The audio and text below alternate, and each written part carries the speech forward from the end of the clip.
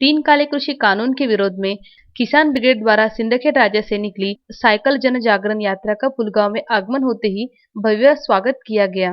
इंटक भवन में कुछ देर विश्रांति कर स्टेशन चौक परिसर में तीन कृषि कानून किसानों के लिए कितने घातक है, यह किसान नेता प्रकाश पोहरे ने स्पष्ट किया।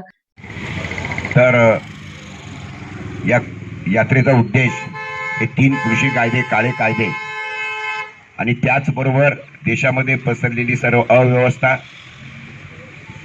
देशामध्ये गेल्या 6-7 वर्षामध्ये जो सत्यानाश या भाजप सरकारने केला, मी काही काँग्रेस पक्षाचा कार्यकर्ता नाही किंवा भाजपचा कोणी विरोधक नाही किंवा शिवसेनेचाही नाही किंवा कुठल्याही राजकीय पक्षाचा नाही आहे, तर या सगळ्या संदर्भामध्ये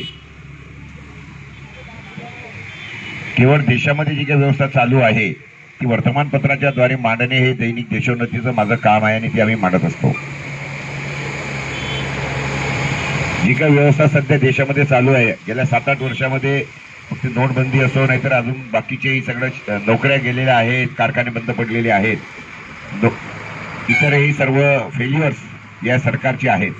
त्याचबरोबर यांनी जी आश्वासनं दिली होती की आम्ही तुम्हाला 35 रुपयात पेट्रोल देऊ, 200 रुपयामध्ये 250 रुपयामध्ये गॅसचा सिलेंडर देऊ, हे सर्व प्रत्येक पातळ्यांवर सरकार अयशस्वी ठरलं आहे। आणि मग आता जनतेचा उद्रेक बाहेर येऊ नये तर मग लोकांना यांनी एका शब्दामध्ये काम करून टाकलं, ते म्हणजे काय, घर में रहो, सुरक्षित रहो, 2 गज की दूरी, मास्क है जरूरी।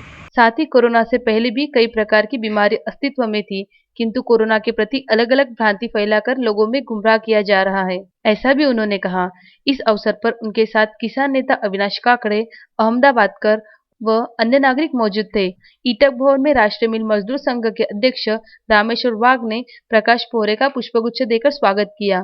अविनाश काकड़े का स्वागत रमेश सावरकर ने व अहमदाबादकर का स्वागत माजी नगराध्यक्ष मनीष साहू ने, कांग्रेस नगराध्यक्ष सुमित बामनकर ने किया। पवन कुमार साहू, रमेश शर्मा, संतोष देशमुख, अतुल भार्गव, अश्विन शाह आदि अनेक लोगों ने साइकिल रैली का स्वागत किया। पुलगांव से साइकिल रैली को आरवी प्रस्थान हेतु रवाना किया गया। जो जुना कायदा आहे, जो सर्वसामान्यांकरिता केलेला कायदा जो आहे, अत्यावश्यक वस्तूची साठेबाजी आजपर्यंत देशामध्ये कोणालाही करता येत नव्हती। या सरकारने हे साठेबाजी खुली करून दिलेली आहे।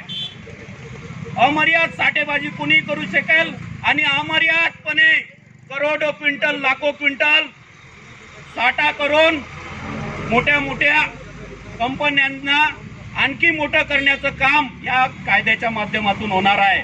दुसरा कायदा जो आहे तो आहे एफएमसीच्या बाहेर खुली सूट दिलेली आहे माल विक्रीला, जेणेकरून जी एफएमसी आहे, कृषी उत्पन्न बाजार समिती, जी शेतकऱ्यांची आहे, जी आपली आहे, शासन म्हणजे आपलं, त्याच्यावर नियंत्रण आपलं, ती त्या नियंत्रणाबाहेर प्रायव्हेट मंडीमध्ये, प्रायव्हेट कृषी बाजारामध्ये विक्री करण्याची खुली सूट दिलेली आहे। आणि त्याच्या माध्यमातून पूर्णपणे सरकारी जे धोरण आहे ते संपुष्टात आणून पूर्णपणे व्यापारी, धनधान्य, जे शेतकरी जो माल आहे त्याच्यावर पूर्णतः नियंत्रण मिळवण्याचा जो आहे त्या कायद्याच्या माध्यमातून प्रयत्न जो आहे होणार आहे। अश्विन शाह, विदर्भ न्यूज, पुलगांव।